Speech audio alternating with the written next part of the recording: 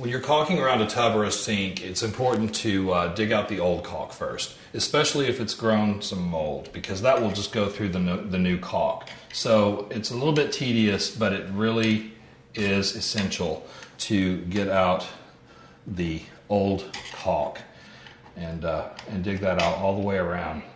And once you've done that, the next important thing is to select the right caulk. You want to use silicone caulk in the bathroom because it is the most waterproof and the most mildew resistant, and it will also adhere better to porcelain. So when it comes to cutting the tip off the caulk tube, you want to cut it at an angle, and then you want to either insert a nail, or if your caulk gun has it, you insert the little rod down to break the membrane, which always grows and develops on the caulk inside.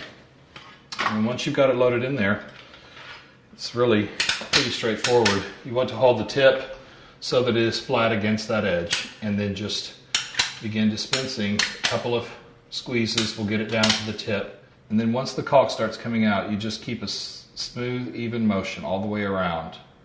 You may have to go back, but don't do it yet.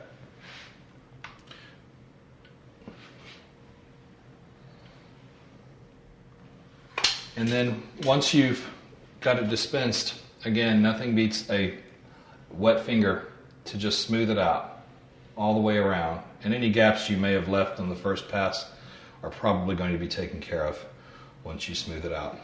And that's really all there is to it, and it will save you a lot of trouble in the long run.